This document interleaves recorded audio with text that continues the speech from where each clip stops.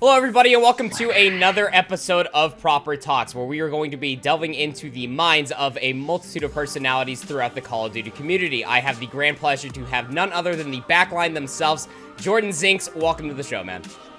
Thanks for having me on, man. I appreciate it.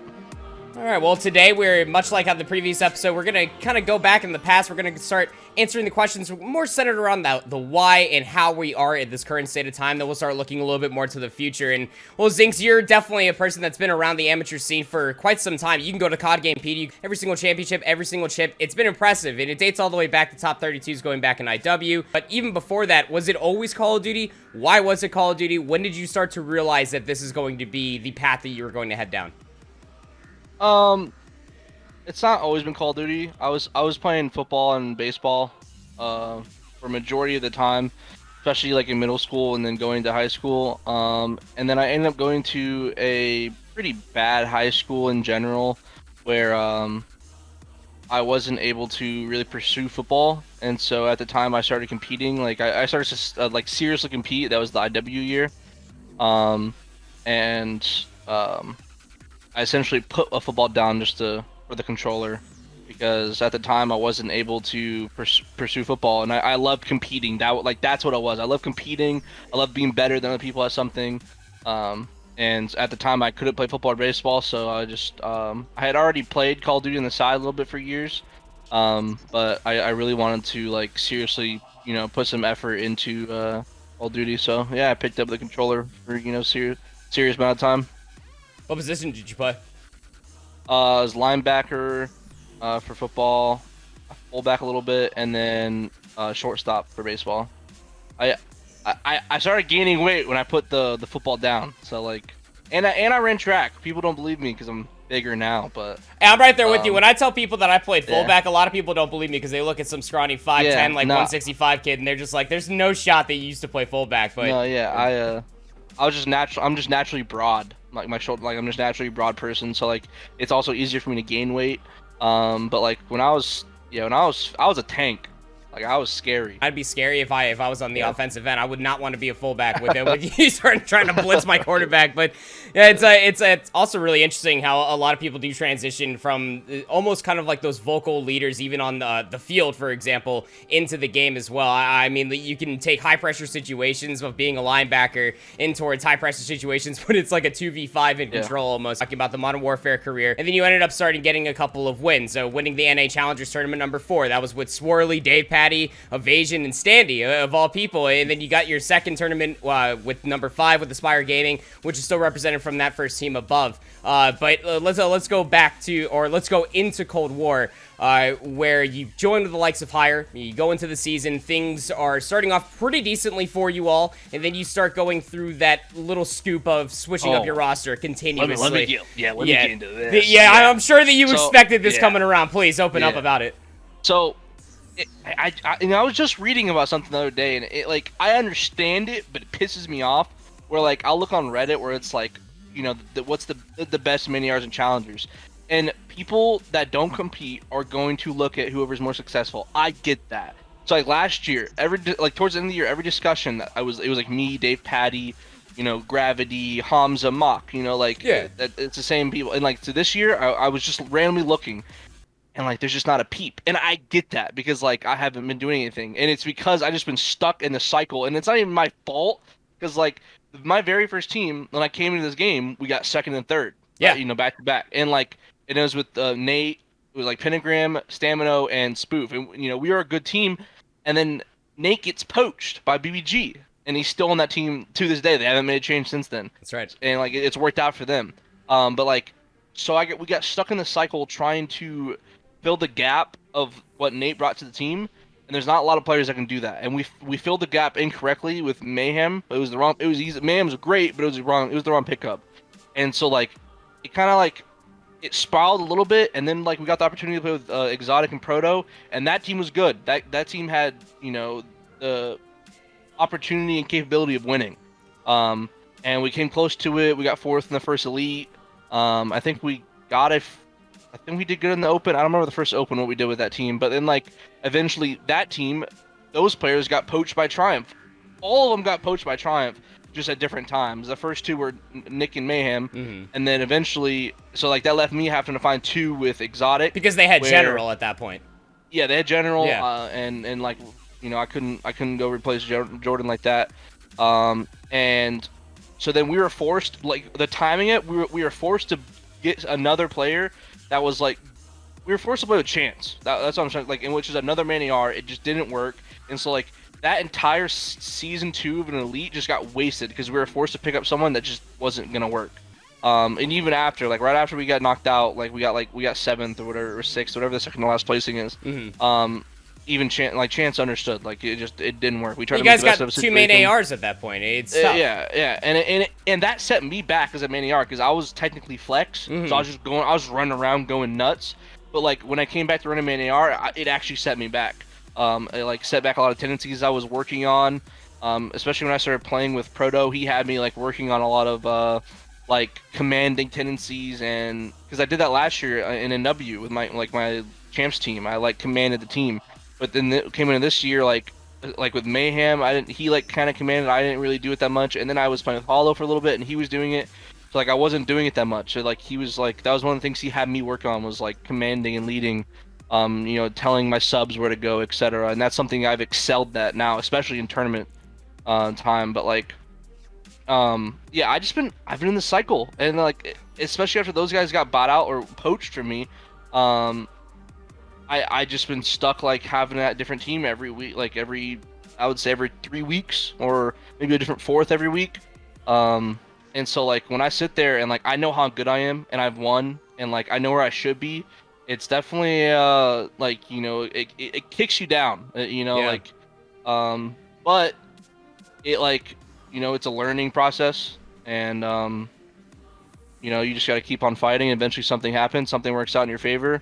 Sometimes you can get lucky and build a good team. I think I was building a good team, the one I was building, but then you guys hit me up and I couldn't turn this down.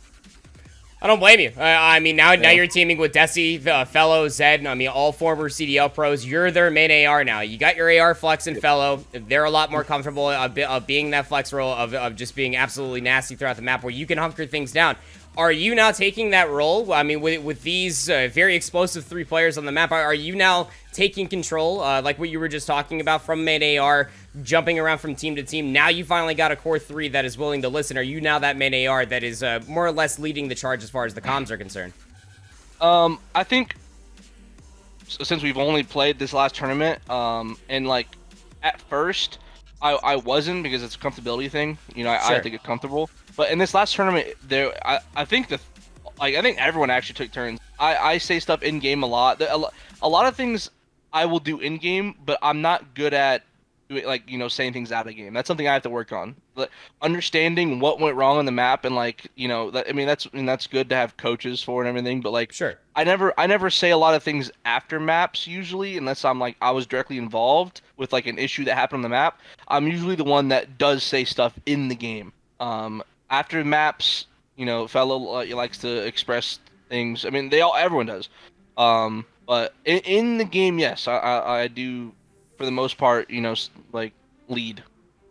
That's awesome to hear, because I mean, it worked. Because that was going to lead into my next question: is how much practice was it even feasible for you all to truly find going in towards this qualifier? Because I mean, not only did in your qualifier match you beat Subliners Academy, that was a great match to be able to watch. But then before that, you beat UIU, who's been kind of on a tear right now. They've been pretty diligent and pretty driven with Cruz on leading that train to try to make it in towards the lead as well. There was a lot of tough competition, but you all made it out on top. What was that practice regimen almost looking like, and how tough was it going into that weekend? It's pretty sad by these teams, because like we really like I got the offer during the 2 p.m. slot of Thursday. So like we finished, it was like literally like the last 3 maps. I was like waiting for Destiny to let me know if it's like official. So I was finishing out that scrim, and then he was just like, all right, it's official. And so I was like, I was streaming too. Like I was literally streaming when it happened. So like I muted out, told the stream like, go, you guys, you know, some stuff's going down. I'll see you guys later, blah blah. And then I come back, I let the team know. They wished me the best of luck. They understood. And then we didn't scrim at 4:30. We went over stuff, and then we got a hard point in against New York Academy at 7, and then we had two full sets the next day, and that was pretty much it. So we went in with two and a half scrims.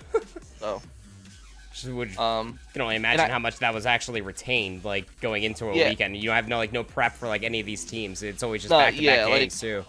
Yeah, like what I was saying, especially after we lost too, which we'll have our reasons why we lost in the winners, but like I was just saying in the losers run, since we haven't scrimmed much and we're a pickup team. Sure. The more we play, the better we are going to get. And it literally showed. Each match we just got better and better, and it got easier and easier. We're just naturally, with the skill on the team, we're gonna naturally be good at hardpoint. And then what was gonna be difficult was the controls and the searches, which the controls we had to ice up a lot. Mm-hmm. And then the S&Ds, I think we won only 2 S&Ds, which is that's understandable. We didn't have any reps, which is also gonna have to be a huge focus of ours, because when you're in the elites, the cups are a good way to actually get real S&D reps. And same for control, because sorry? Oh, I'm just saying it makes sense. Yeah, that's when everybody's trying to ice up. That's when the competition's at its stiffest. Yeah, because it's hard to scrim S&D, and it's even hard to people don't realize it's hard to actually scrim control as well, because control in tournaments are so slowed down.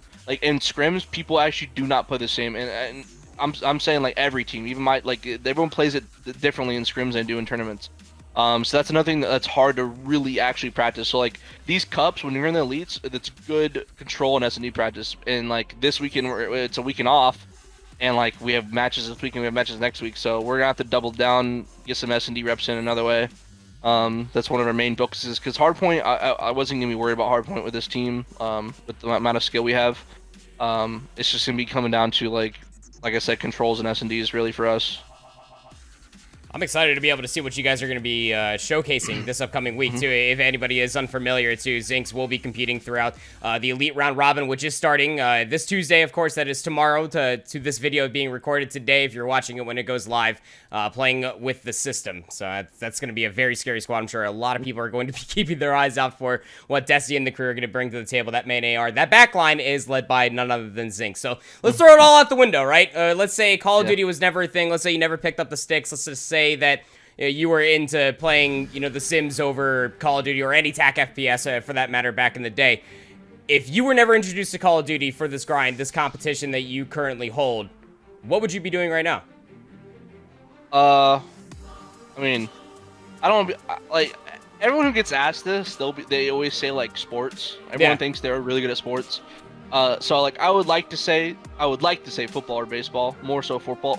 But if it's not football, I would probably say I would probably have been in culinary school. I love cooking. Or anything with music. I used to play the piano. I haven't played in a long time, but I enjoy playing the piano. So something like that, another skill. Because it would probably be another set of skill kind of thing. So cooking or music.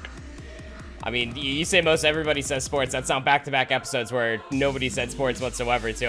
Culinary. That actually threw me for a loop, too. I respect that. I love cooking myself, and music is a good skill to have, my man. You should definitely try to pick up the piano whenever you can. But yeah, Zinx, I mean, this was great insight, honestly speaking. I mean, for a lot of people through the generalized community, don't really understand what goes on behind the scenes throughout scrims, what it actually means for your role. And honestly speaking, I'm very pleased, even for myself, because as well as I do, there are just so many question marks going throughout the TL or any sort of the COD community, whatever sphere that you're looking at, for you being tossed around back and forth with teams. So from me personally, and I'm sure I speak for a lot of people, we're very happy to be able to see you in the Elite and in such a dominant form as well. We are excited to be able to see you again competing this week throughout the round robin stage. So thank you so much for your time today, Zinx. I appreciate you having me on, and I just want to give a shout out to the community stream and what you guys do over there. It's huge for the community, it's huge for us, and helping the challenger scene, and it's really appreciated. Appreciate that very much. Thank you so much. And again, everybody can find him at XYZinx. That is on Twitter and on twitch.tv/xyzinx, where this man does stream quite often, whether it be scrims, whether he is decimating people like me in League Play. You can find him there more often than not. Thank you so much, and we will see you on the next one.